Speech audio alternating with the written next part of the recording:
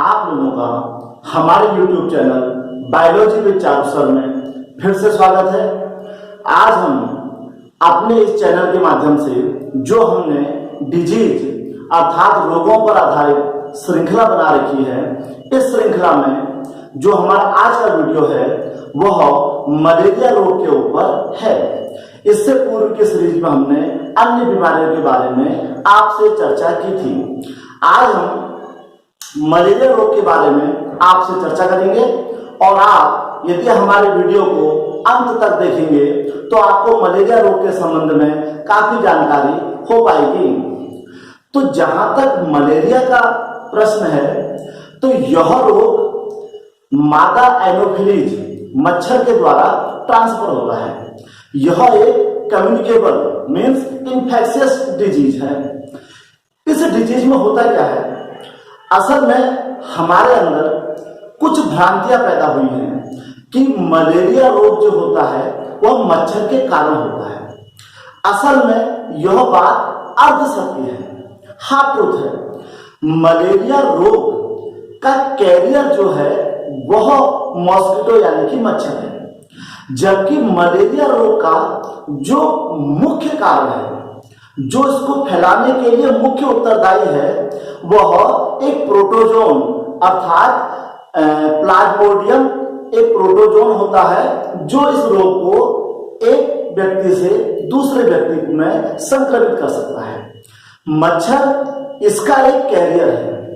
अब जो ये प्लाज्मोडियम होता है, जो ये प्रोटोजोन होता है, इसके दो होस्ट होते हैं। जो इसका पूरा जीवन है वह दो होस्ट में पूरा होता है। तो पहला होस्ट, जो पहला पोषक होता है वह होता है ह्यूमन मींस मैन, और जो दूसरा इसका पोषक होता है वह होता है मॉस्किटो मींस मच्छर। इट मींस प्लाज्मोडियम का जो जीवन चक्र होता है वह मनुष्य और मच्छर दोनों के शरीर में मिलाकर कंप्लीट होता है। इसकी कई जातियां होती हैं, जैसे Plasmodium vivax, Plasmodium malariae, Plasmodium oval, Plasmodium falciparum, ये कई जातियां इसकी पाई जाती हैं। इनमें सबसे जो ज्यादा घातक जाति होती है वह प्लाज्मोडियम फैल्सिपेरम होती है। तो अब हम अपने वीडियो के माध्यम से इस मलेरिया का जो रोगाणु है, जो प्रोटोजोन है अर्थात प्लाज्मोडियम, इसके जीवन चक्र को देखते हैं, जिससे हमको मलेरिया रोग के संबंध में काफी जानकारी प्राप्त होगी। तो समय की बचत के लिए हमने इस प्लाज्मोडियम के जीवन चक्र को पहले से ही ड्रॉ कर लिया है। अब हम इसमें शुरू करते हैं। तो इसका जो प्रथम पोषक है, जो फर्स्ट होस्ट है, उसे मैन मनुष्य है। तो मनुष्य के शरीर के अंदर जो प्लाज्मोडियम का लाइफ साइकिल होता है उसे हम साइजोगोनियन मैन कहते हैं। और इंटरमीडिएट बोर्ड में यह प्रश्न काफी महत्वपूर्ण है और यह प्रश्न कभी कभी टुकड़ों में भी आता है। टुकड़ों का मतलब कभी परीक्षा में सिर्फ साइजोगोनियन मैन पूछा जाता है, कभी स्पोरोगोनियन मॉस्किटो पूछा जाता है। मींस यह पूरी लाइफ साइकिल भी आ सकती है और दोनों में अलग अलग भी परीक्षा में आती है। तो होता क्या है, इसकी शुरुआत हम करते हैं जब कोई मादा एनोफिलिस मच्छर किसी मनुष्य को काटती है। होता क्या है, जो मेल मॉस्किटो होता है उसके पास जो बॉडी में ऐसा कोई भी ऑर्गन नहीं होता कि वो ह्यूमन की स्किन को पंक्चर कर सके। इसलिए इस रोग को सिर्फ फीमेल एनोफिलिस ही इसको कैरियर के रूप में काम करती है। तो जब कोई इन्फेक्टेड मॉस्किटो, इन्फेक्टेड मतलब ऐसा मच्छर जिसने मलेरिया के रोगी व्यक्ति को भी, उसका भी खून उसने क्या लिया है या उसको काटा है, यदि वह मच्छर किसी हेल्दी पर्सन को बाइट कर दे अर्थात उसकी स्किन को पंक्चर करके उसका ब्लड पी ले, तो यह मॉस्किटो की सैलिवरी ग्लैंड है। यह मॉस्किटो की सैलिवरी ग्लैंड है। उसकी ग्लैंड में जो प्लाज्मोडियम की इन्फेक्शियस स्टेज होती है जिसे हम कहते हैं स्पोरोजोइट, यह कहलाती है स्पोरोजोइट। ये इसकी इन्फेक्शियस मींस यह इसकी संक्रमित अवस्था है। तो जब मादा एनोफिलीज किसी स्वस्थ मनुष्य को काटता है तो उसके सलाइवा द्वारा ये स्पोरोजोइट उस मनुष्य के ब्लड सिस्टम में आ जाते हैं। जैसे स्पोरोजोइट ह्यूमन के ब्लड सिस्टम में आते हैं तो लगभग आधे घंटे के पश्चात ये ब्लड स्ट्रीम को छोड़ के लीवर सेल में एंट्री कर जाती हैं। ये हमने यहाँ पर लीवर सेल बनाई है। तो स्पोरोजोइट लीवर की सेल में एंट्री करता है। एंट्री करने के बाद यह एक डिस्क शेप स्ट्रक्चर बना लेता है जिसे हम यहाँ पर साइजोन्ट कहते हैं। साइजोन्ट, ये साइजोन्ट कहलाता है। इस प्रकार ये लीवर में साइजोन्ट बनाता है। साइजोन्ट के अंदर इसका जो न्यूक्लियस है वो कई भागों में विभाजित हो जाता है और जैसे न्यूक्लियस की संख्या बढ़ती है ये साइजोन्ट बर्स्ट हो जाता है, फट जाता है। अब इस समय ये स्पोरोजोइट यहाँ पर मीरोजोइट्स कहलाते हैं। इनको यहाँ पर हम इनका नाम दे देते हैं मीरोजोइट्स, या इनको हम क्रिप्टोजोइट्स भी यहाँ पर कहते हैं। परीक्षा में इस प्रकार के प्रश्न कई बार बहुविकल्प के रूप में पूछे जाते हैं। अब ये मीरोजोइट्स क्या करते हैं, फिर से अन्य लीवर सेल पर अटैक कर देते हैं। अटैक करके फिर से ये प्रोसेस को रिपीट करते हैं, उसको अटैक करते हैं, अंदर साइजोन्ट बनाते हैं। साइजोन्ट के अंदर केंद्रक कई भागों में डिवाइड होता है और फिर वो मीरोजोइट्स लीवर सेल से बाहर आ जाते हैं।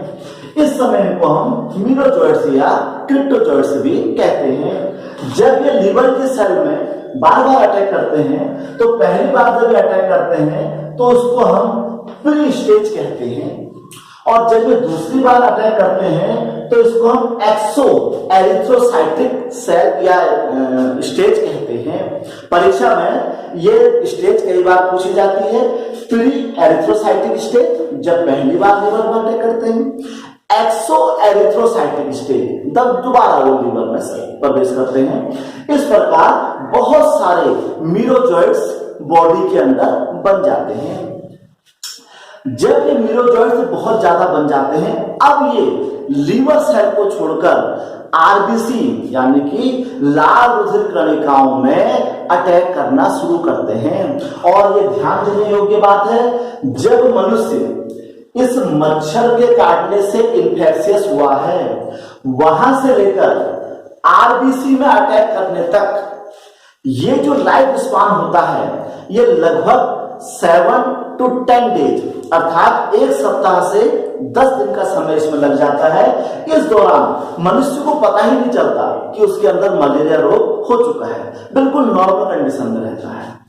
जैसे ही आरबीसी में ये मीरोजोइट्स अटैक करते हैं तो आरबीसी के अंदर जाके ये बिंब मींस ये क्या करते हैं, एक डिस्क से यहाँ पर शेप बना लेते हैं। यह डिस्क से फिर डेवलप होके एक अमीबा टाइप का स्ट्रक्चर बना लेता है। इस समय इसको हम ट्रोफोजोइट्स कहते हैं।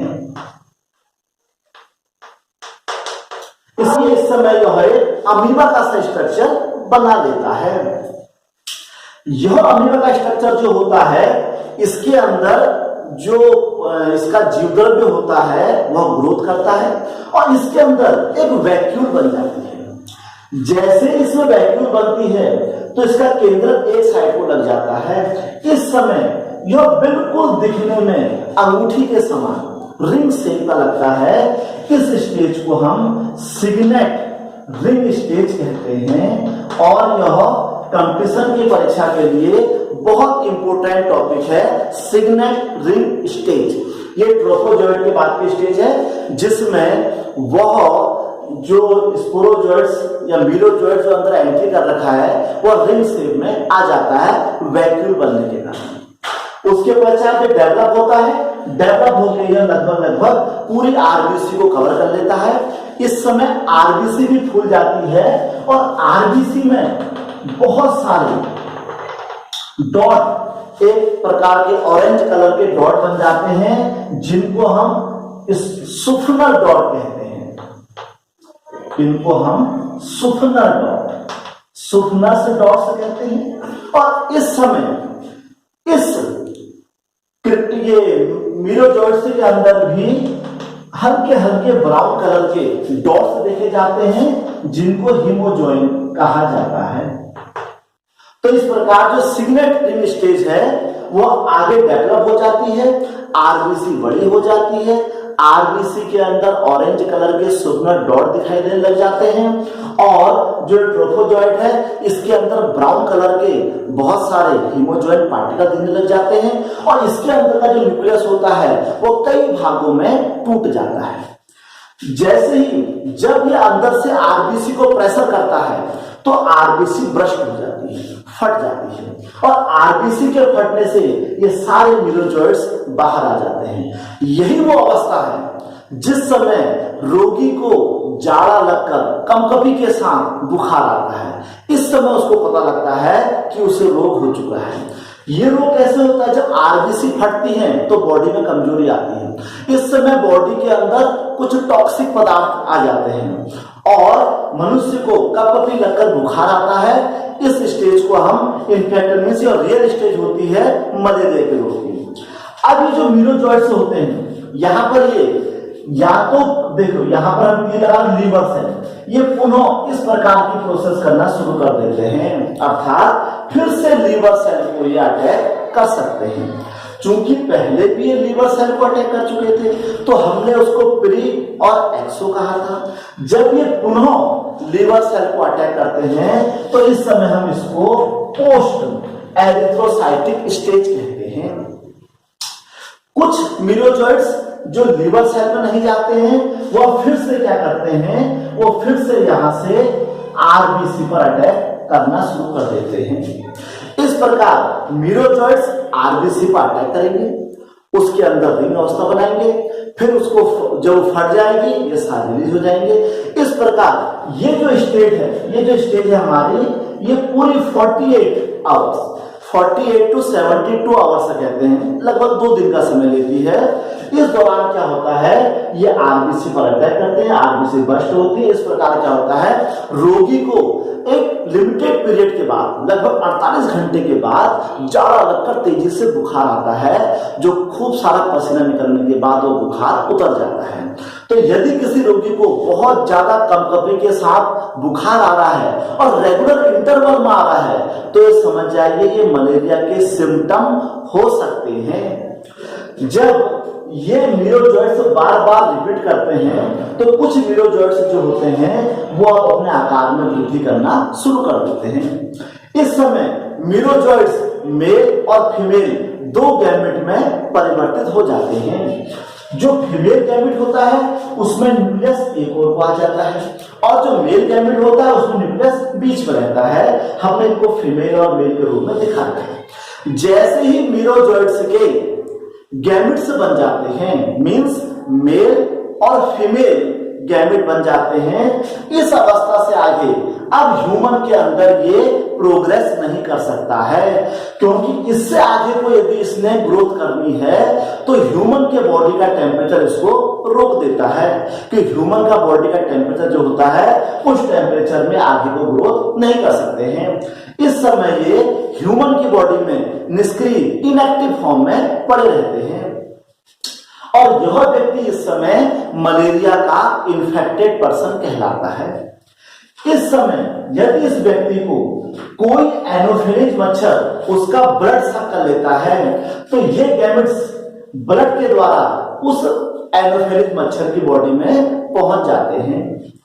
वहां जाकर ये क्या करते हैं, जो फीमेल गैमेट होता है उसमें मेल गैमेट एंट्री कर जाता है।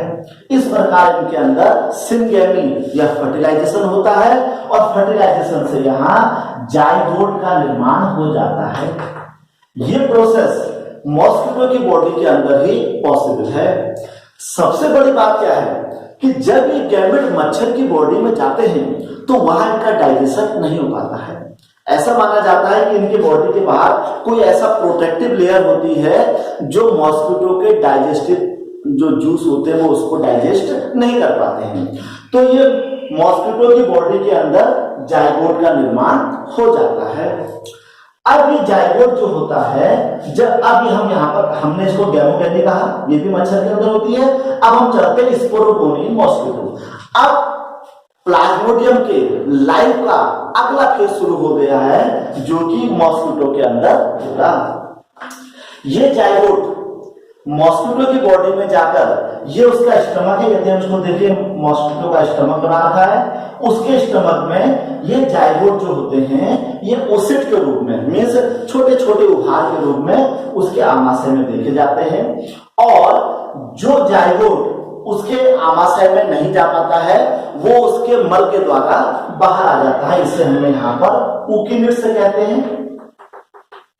ये मॉस्किटो के एक्सक्रीटरी सब्सटेंस के साथ बॉडी के बाहर आ जाता है, और बाकी जाइगोट जो होते हैं वो ओसिड के रूप में क्या होते हैं, उसके स्टमक में दिखाई देते हैं। ये स्टमक की दीवार में आप ग्रोथ करते हैं। यहां पर जब ये ग्रोथ करता है तो इसका जो न्यूक्लियस होता है वह डेवलप होना शुरू होता है, अंदर का जो साइटोप्लाज्म होता है वो बढ़ना शुरू होता है, और धीरे धीरे करके उसके अंदर जो न्यूक्लियस होता है कई भागों में बढ़ जाता है, बहुत से स्पोरोजोइट्स उसके अंदर बनने शुरू हो जाते हैं। ये स्पोरोजोइट्स जब बहुत सारे बन जाते हैं तो ये उसके स्टमक की दीवार को छोड़कर उसके ब्लड सिस्टम में एंट्री कर जाते हैं। मच्छर के ब्लड सिस्टम से ये उसके सैलिवरी ग्लैंड में पहुंच जाते हैं। ये वहां के ब्लड सिस्टम से जाके मॉस्किटो के सैलिवरी ग्लैंड में आ जाते हैं, और इस समय ऐसा मच्छर जिसके सैलिवरी ग्लैंड में स्पोरोजोइट्स पाए गए हैं वह यदि किसी हेल्दी पर्सन को काट दे तो यह उसको इन्फेक्शियस कर सकता है, और फिर से ये लाइफ साइकिल शुरू हो जाती है। इस प्रकार हमने देखा कि प्लाज्मोडियम का जो लाइफ स्पान होता है वह फर्स्ट होस्ट कौन है, ह्यूमन, और सेकंड होस्ट कौन है, मच्छर। तो हमारी यह सोच गलत है कि मॉस्किटो से हमको यह रोग फैलता है। यदि हम इस लाइफ स्पान को देखें तो हमें यह दिखाई दे रहा है कि ह्यूमन से मॉस्किटो के अंदर यह मलेरिया का प्रोटोजोन जाता है। तो फर्स्ट होस्ट ह्यूमन है, सेकंड होस्ट मॉस्किटो है। इस प्रकार ये प्लाज्मोडियम का लाइफ साइकिल पूरा होता है। अब जब हम किसी रोग के बारे में पहचान लेते हैं तो उस रोग से बचने के हमको कारक खुद को खुद मिल जाते हैं। तो यदि हम मच्छर के काटने से अपनी बॉडी को बचा सकें तो हम इस रोग से बच सकते हैं। इस रोग में होता क्या है, कभी लगकर बहुत बुखार आता है और काफी डेंजरस रोग है, कई लोगों की इससे मृत्यु भी हो जाती है। तो पहले इसका कुनैन नामक औषधि से इसका इलाज किया जाता था, पर अब वर्तमान में क्लोरोक्विन दवाई भी इसमें यूज की जा रही है। और यदि हम अपने घर के आसपास साफ सफाई रखें, पानी इकट्ठा होने से रोकें, तो वहां पर मच्छर के अंडे या लार्वा उत्पन्न नहीं हो पाते हैं, जिससे हमको यह रोग फैलने की संभावना बहुत कम रहती है। तो आज के वीडियो में हमने मलेरिया के कारक अर्थात प्लाज्मोडियम प्रोटोजोन के जीवन चक्र को देखा, और हमें उम्मीद है कि आपको हमारा यह वीडियो बहुत पसंद आएगा और आपको मलेरिया के कारक के जीवन चक्र के बारे में जानकारी प्राप्त हो चुकी होगी। यदि आपको हमारा वीडियो यह पसंद आ रहा है तो हमारे YouTube channel biology with Charu sir को लाइक, सब्सक्राइब व शेयर करें और अपने सुझाव हमको देते रहें। धन्यवाद।